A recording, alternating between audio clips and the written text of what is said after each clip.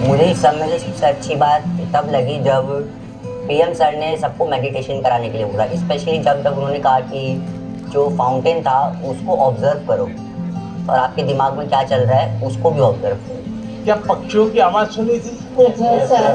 कैसा लग रहा? बहुत अच्छा। 5 आवाज एक साथ आई होगी।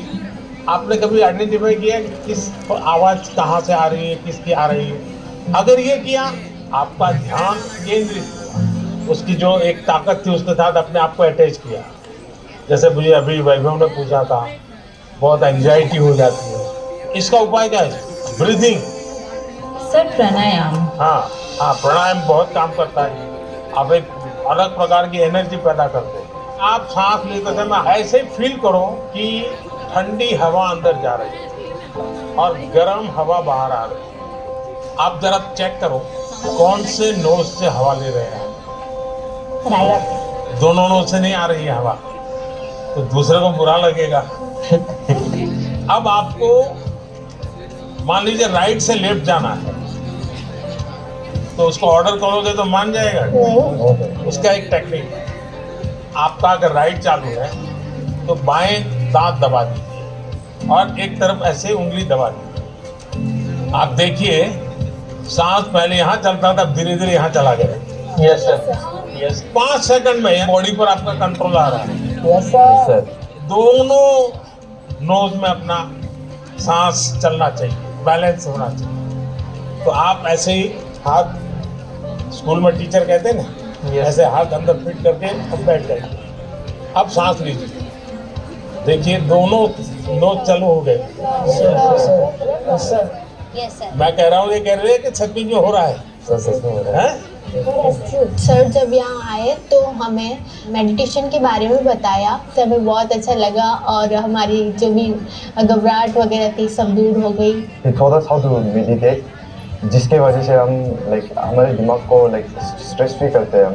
He also told us how we can control our breathing. We must also not take that much of stress. He said whatever that stress it may be, just उन्हें खोल के एंजॉय करो, don't even think about it. अच्छा ऐसा करो, पास में आ जाइए सब। चलिए, अपना गुरुकुल है आज। सर हमने मॉर्निंग में लाफ्टर थेरेपी भी करी। अच्छा, वाह। कौन सबसे ज्यादा हंसा रहा था? क्या सिखाया था? कोई जरा करके दिखाओ मुझे।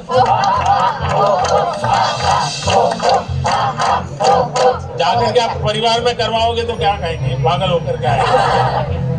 एक काम करिए, घर में सबको इकट्ठा करके करिए। इसकी एक खुशी की अपनी एक ताकत होती है और देखिए उसका 3 दिन के अंदर फर्क दिखेगा, घर में वातावरण बदल जाएगा। हमने जब पिछली वजह से कि थोड़ा सा पीएम सर स्टेज पे थे, बाकी बच्चे नीचे थे, हमने से वैसा कुछ ही होगा, वैसा नहीं था। जो बिल्कुल फ्रेंड की तरह बात कर रहे थे, हमें लग ही नहीं रहा था कि इंडिया के प्राइम मिनिस्टर यहाँ हैं। मेरा नाम युक्ता मुखी है सर, छत्तीसगढ़। जी सर, मैं पूछना चाहती हूँ कि हम छोटे छोटे जीत से खुश कैसे रहें, क्योंकि मैं ज़्यादा नेगेटिव हो जाती हूँ हर चीज़। क्या कारण है? आप खुद ही सोचती हैं कि और लोग कहते हैं इसलिए आप नेगेटिव हो जाती हैं? इतना परसेंटेज मैंने 10वीं में सोचा था कि 95 आ जाएंगे, लेकिन 93 आ गया, 2% कम हो गया, तो उसके में मैं बहुत ही ज़्यादा डिप्रेस्ड हो गई थी। देखो बेटे, मैं तो इसको सक्सेस मानता हूँ। टारगेट ऐसा ना है जो पहुंच में हो लेकिन पकड़ में ना हो। तो पहले तो मैं आपको बधाई देता हूँ कि आपने अपनी ताकत से 2 पॉइंट ज्यादा टारगेट रखा, बुरा नहीं है। और आपने 90, और आप देख लीजिए अगली बार अगर आप 97 टारगेट रखोगी, आप 95 ले आओगे। आपका गर्व इस बात का है कि आपने 95 का टारगेट रखा और आपने 97 का नहीं रखा, 99 का नहीं रखा, 100 का नहीं रखा, 95 रखा। तो आपको अपने विषय में भरोसा था। एक ही चीज को आप अलग तरीके से देख सकते हैं।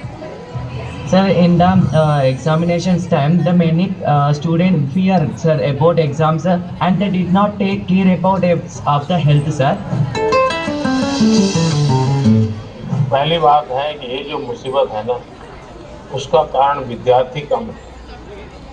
सबसे पहला दोष है उसके परिवार के लोग। उसको अच्छा आर्टिस्ट बनना है, बहुत बढ़िया ड्राइंग करता है, लेकिन वो कहते नहीं तुझे इंजीनियर बनना है, डॉक्टर बनना है। और फिर उसमें उसका जीवन हमेशा हमेशा तनाव में रहता है।